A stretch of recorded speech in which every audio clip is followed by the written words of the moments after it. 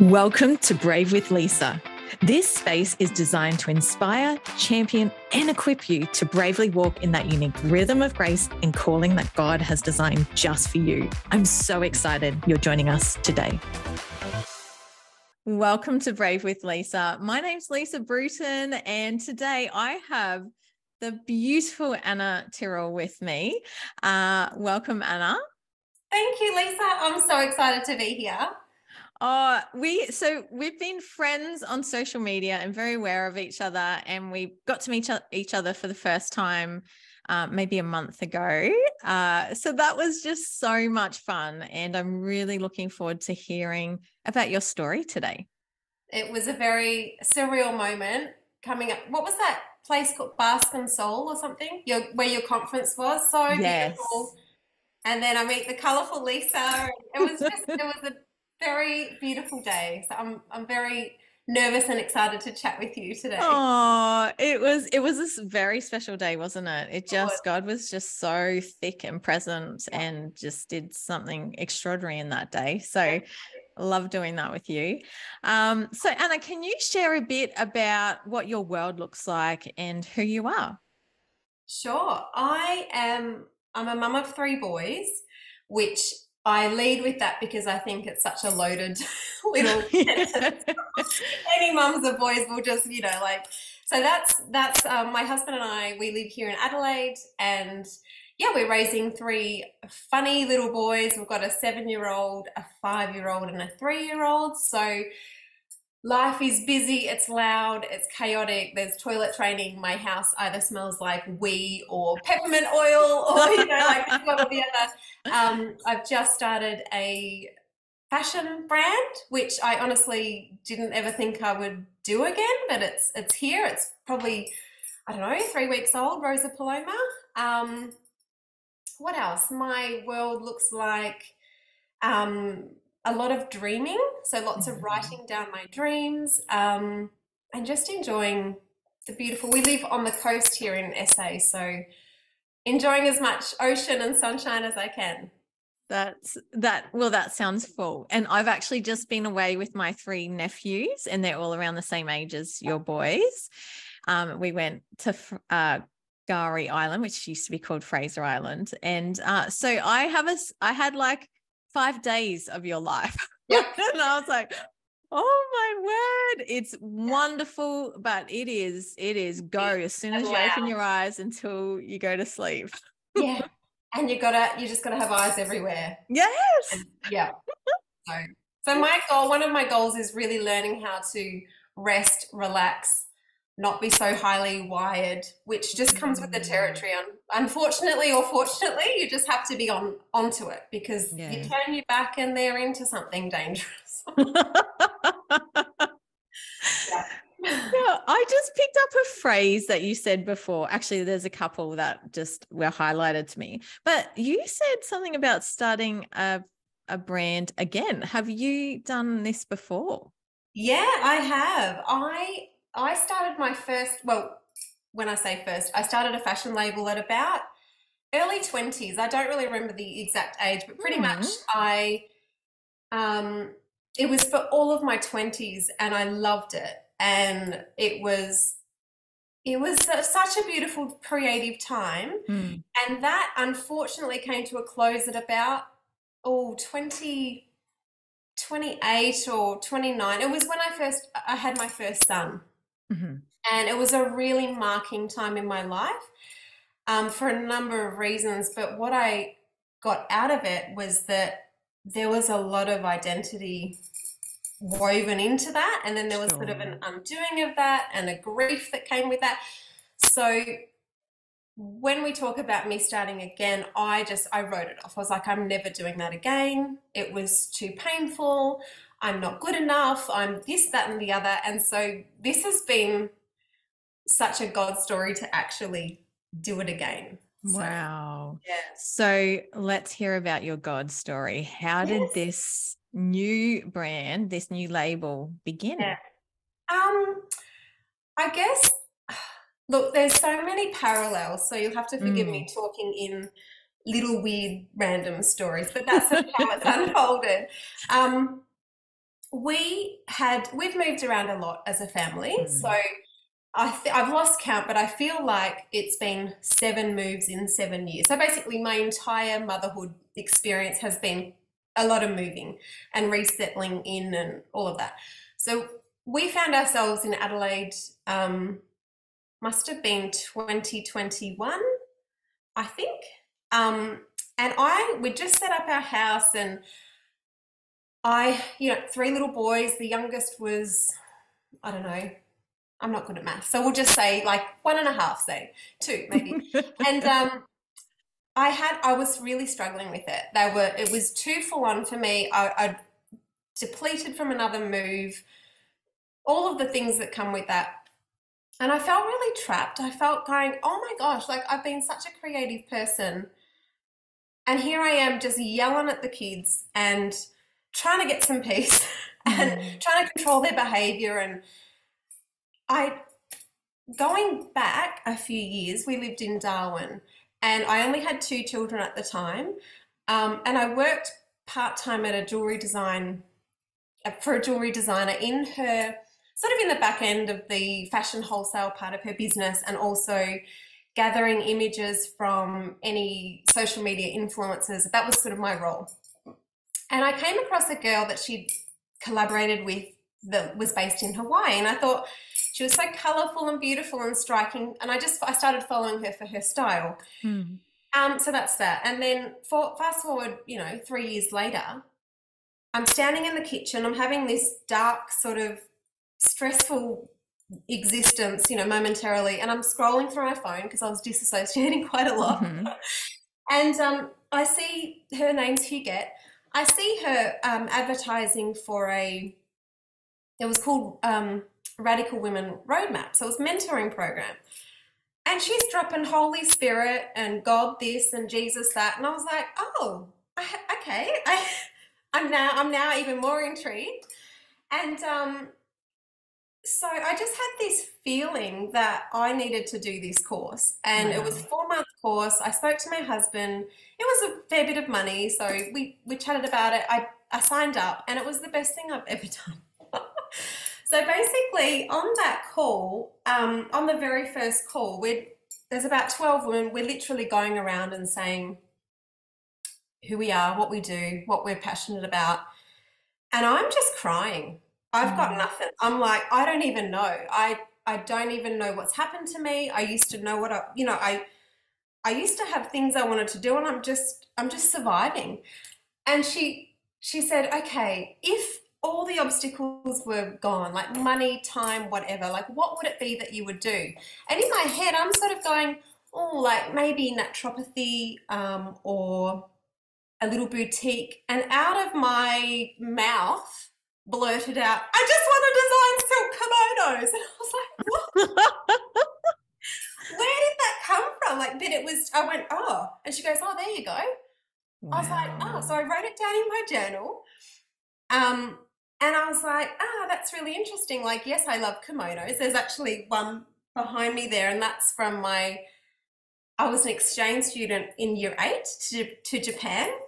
And this was a gift from my host family, and I've always loved them. And my husband and I, when we were dating, would collect them from a shop called Made in Japan, because that's what you do when you're like 17 and 18. You go to and we just wave them on bamboo and stuff. So anyway, I sort of started to journal. There was many things happening at that same time, and that was through her course, learning how to hear from God. I'm listening to podcasts during that time where I'm hearing about stories of people hearing from God in their business, and everything was just opening me up to, oh, there's more than just me and my feelings and my view of failure of myself. Like, oh, my creativeness was in the past, and I'm good for nothing, and I'm too old and too late, and so around the same time, I said to God, sure, I'm ready to dream again. And when I prayed that prayer that night, I began to dream again, and it hasn't stopped. So I've got like stacks of journals. Wow. So that's a little introduction into the very start of it. And that is key there, like giving yourself permission and God permission to Yeah. dream again, Yes. especially when you're feeling dry or just overwhelmed even. But there's something that brings the heart and the spirit alive when you start to dream again, isn't Yeah. there? And then when I was recording all the dreams, suddenly I'm now learning a new language of because I've always been a dreamer, Mm. um, but I didn't have language around it growing up. I didn't understand that I'd have some dreams and that they would happen. And that I began to know there was one incident where I dreamt it did happen. It was very traumatic, and I didn't want to dream again because it was too much. So now inviting God back into giving me dreams, I've gotten so many downloads, like creative downloads and destiny dream, all of these sorts of things, which have led me into doing dream interpretation courses with this beautiful lady out of Wales. So I'm really passionate about learning that as well. And yeah, in terms of that turning into Rosa Paloma, at around the same time I decided I needed a church community again. I'd been out of church for a couple of years, mainly because we'd been traveling, but I also just couldn't find a right fit. I just didn't want to rock up for rocking, for the sake of rocking up. So I decided to go. I found a local church, and long story short, my husband dropped me off. He took the kids home. They fell asleep, so he couldn't come and collect me. So I had this big walk home in the rain. And I'd had a dream the night before about fragrance. So I'm really interested in, as you can tell, I'm interested in a lot of stuff. So it's about, part of this journey has been me learning restraint as well. Because I'm like, oh, yeah, I could do this, I could do that. So I'm going, okay, God, I need a name for this body oil fragrance that I'm going to develop, because that's what I want to do. And I keep saying at this time, but it's because it was a very intense season. So suddenly I'm getting dreams, I'm getting repetitive numbers every time I look at the phone and all of that sort of stuff. And so I go, okay, I look at the time, it's 12:12. I'm like, okay, I'll just use that as my little starting point. I need a female name. I wanted it to be a female name. The pastor at the church I just attended had been talking about, I think it was Acts. He was in Acts. So I just went, okay, I'm going to go to Acts 12:12. And it's where I think the start of where Rhoda comes to the door. I was like, oh, Rhoda, that's a girl's name. That's beautiful. I'll look into that. Googling as I'm walking. I love roads. I love roses. Oh, that's beautiful, Rosa. And then I just get this, like, it just tumbles out, Rosa Paloma, and I see the logo in my head, and I'm pacing home, and I go home and I sketch it out, and then I start designing perfume bottles and colourful this and and it was just an instantaneous creative download, and it felt amazing. It just made me feel alive. And over time, I kept journaling, and it was really this: do I start with silk or do I start with fragrance? Then I'm sort of going, am I really hearing from God, or am I making this up? So I did take my time. I took my sweet time until I went, all right, I'm actually waiting until I get it perfect before I start. And I just had to go, no, I just need to start. And that's when I looked back through all of the journals, and I'm going, oh, the repeated thing is just start with the robes, start with the kimono. So that's what I've done. Wow. Isn't that incredible? I love how he has just led you so beautifully as well. And while doing that, also awakening you to the way he speaks to you. Yes.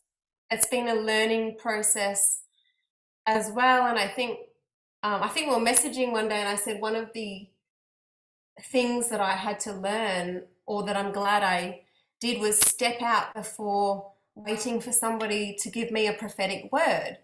Because at this time I then found a new church, and it was it was wonderful because everybody's talking about dreams and all the things that I'm experiencing. But something that they were also talking about is everybody getting a prophetic word or on their scroll or the words they'd been given. And I'm like, oh, I don't have any of that. I don't. Mm. Then I thought, oh, I better wait. I better wait until somebody tells me. And yet I'd been having all of these dreams and downloads. And so I really had to sit and go, what am I, what am I doing? Mm. I thought God's given me all of this beautiful information. And in fact, the two girls that I came to your conference with, Mm-hmm. those amazing girls that have founded an ethical manufacturing house for fashion, God confirmed for me to work with them through a dream I got. Wow. Yeah. So then I flew up and I met them and started to work with them, and that's how we produced the robes. Oh, that is so cool. And Mm. I just want to take a step back to something that you touched on, is that I know many people are waiting on the pastor to call them out or someone to call the thing out in their lives or commission them or approve them or get some sort of recognition from the church before they feel they're qualified to start. Whereas, we just need God to say, this is yours, and, go for it. So I love that you touched on that, Anna, because I think I had to walk through that as well. I didn't have anyone call me out in church and say, off you go, we're 100% behind you. Actually, what I had was, when I started, I had churches going, who are you and who gave you the authority? Yeah. So, Yeah.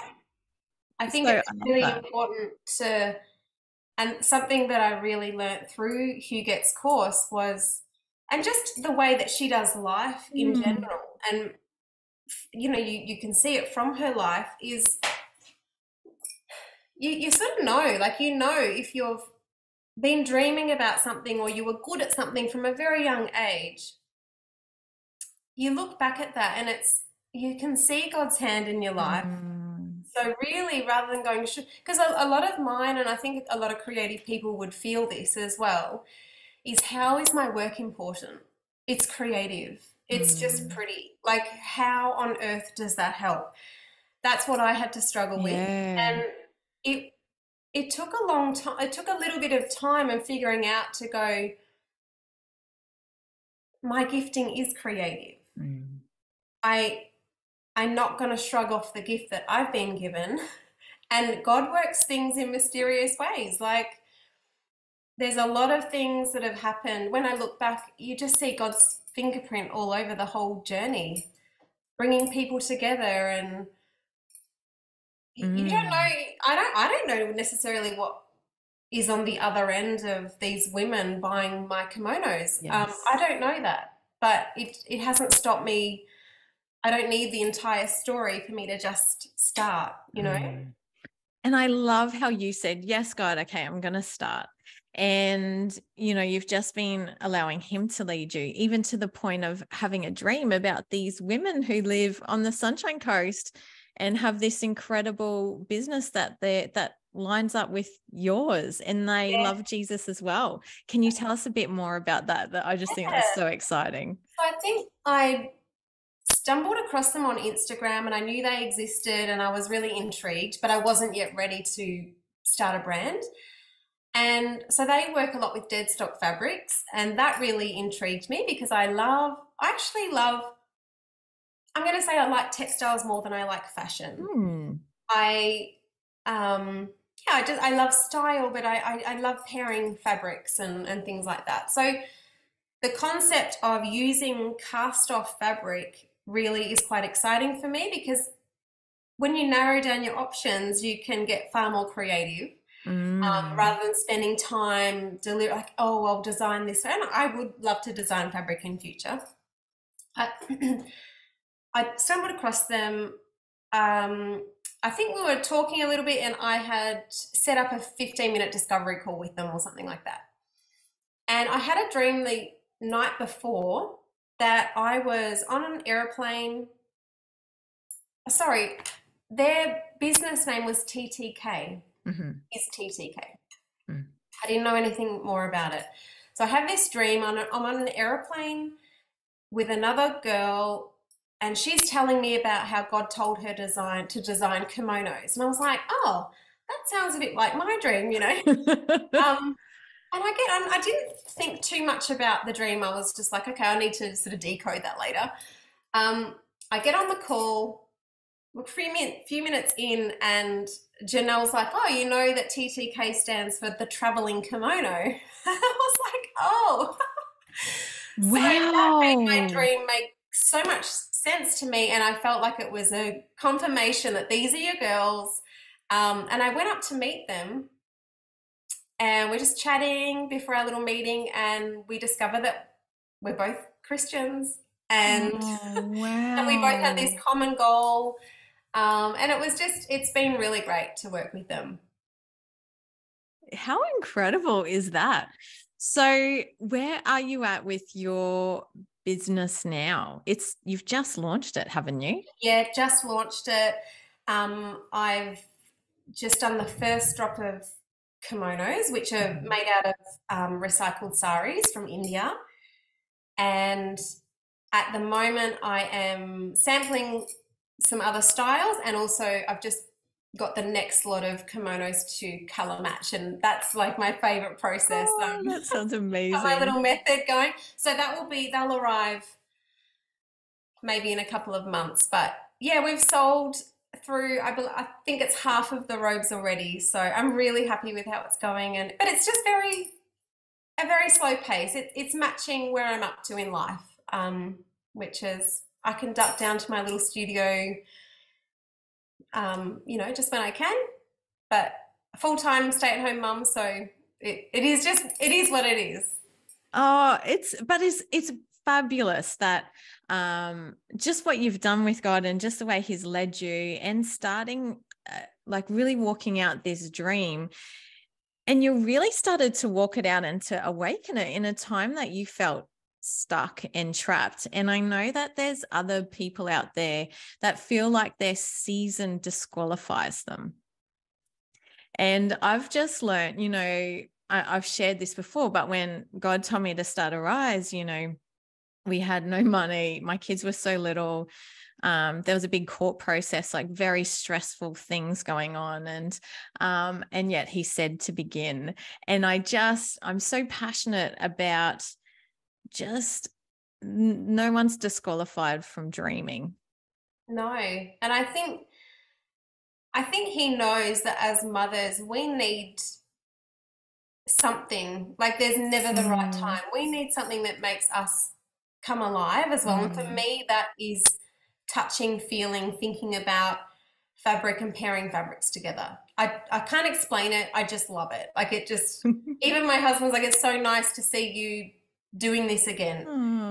Oh, Because there is something in it, just sparks joy. yes. And, you know, I think that it could be, I'm also enjoying a little bit of gardening. I've never been a gardener, but there's just little parts of your life that need to be, because motherhood it is, let's be just real. It's hard. Like it's Mm, hard work, and it takes a lot of our energy. And if there's nothing to fill that, like nothing creative mm. to fill that back up when you don't even have to be creative. I mean, we all just need little, you see your friend and you feel energized Yeah, again. it's true.